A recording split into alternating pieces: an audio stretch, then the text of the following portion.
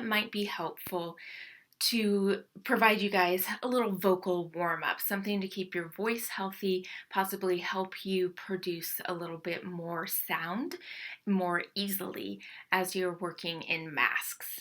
So, the vocal tract gets air two ways, through our nose and through our mouth. It goes down through the throat, past our vocal folds, through our trachea, and down into our lungs. And the lungs are housed in what we typically call the rib cage, but that's not really a great term for it because cage sort of infers something rigid.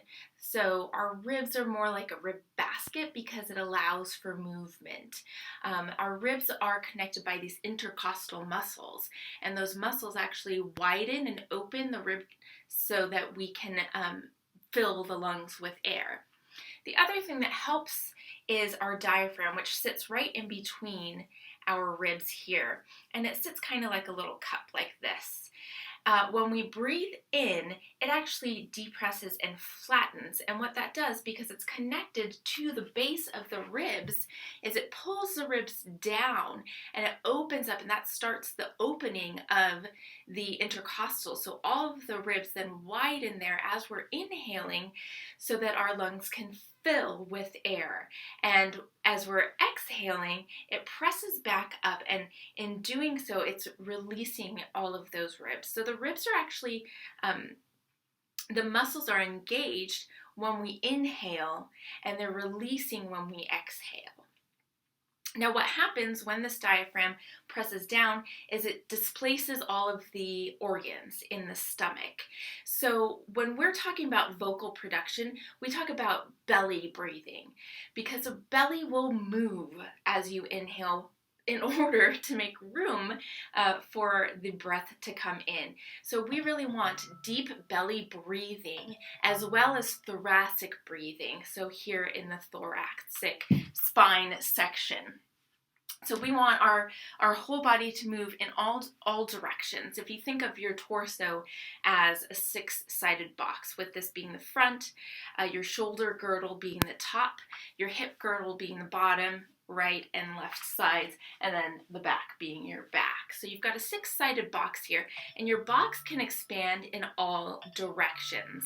We also have clavicular breathing, which is up here in the clavicle. And this is the worst place to breathe because it's the least amount of air that you can get in. So you'll see people with clavicular breathing up, and their shoulders actually come up. What we want to aim for vocal production is deep belly breathing, where this belly is moving out, because that typically indicates that the whole thoracic body is moving as well, and you're able to get enough air in to have the appropriate breath support to produce the sound at the volume that you want. Now, a couple things before we get into breathing about your vocal folds. So your vocal folds actually, they vibrate like this. We often think of it sort of vibrating like this, but it actually vibrates in a fluid format here. You can have thick folds where they actually come together fully like this, or thin folds where they kind of just come together lightly. The higher the pitch, the faster they vibrate. The lower the pitch, the slower they vibrate.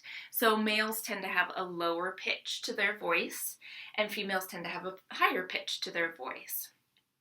The more air you hear, that means actually that they're not fully meeting. They're letting some aspiration happen there. If you have a full voice, that means that they're fully making contact.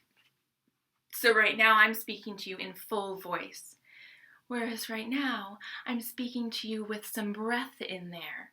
We want to aim for full voice, which is actually healthier for your vocal folds. While we're talking about that, a couple tips. Anything with caffeine or alcohol is going to dry out your vocal folds.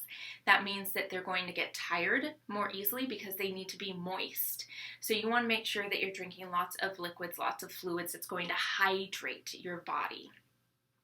If you're already dehydrated, it's hard to catch up and rehydrate those vocal folds, especially when you're in the classroom teaching, 3-5 classes a day. Any kind of dairy product is going to create additional mucus, which makes your vocal folds for lack of a better way to describe it, stickier. So they will move sort of more languidly, and you'll have a lot more phlegm. So really, water, as all health departments say, is the best thing for your vocal folds for vocal health. If you tend to notice that your throat is getting scratchy and dry, one, drink more all throughout the day, not just at that time, not just at that moment. Two, think about smiling in the throat.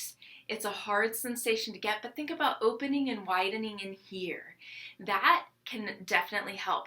What the idea of my throat is dry, my throat is scratching, my throat is sore, it indicates that you have some tension in this area where the folds live, and that tension is actually making them not operate as smoothly as they can. So you've got these false folds, and those false folds live above your vocal folds, and that's bringing in tension there. And that's what we want to avoid, because that's going to dry out, it's going to make your voice sore, and eventually it can really harm your voice if you speak like that for a long time. Then we have our articulators. So that's going to be the mouth cavity, the tongue, the teeth, the lips. Those are your articulators. In order to help you get sound out better with the breath support, you want to think of an open mouth. So you want to keep that mouth cavity open, and you want to really utilize all of your articulators.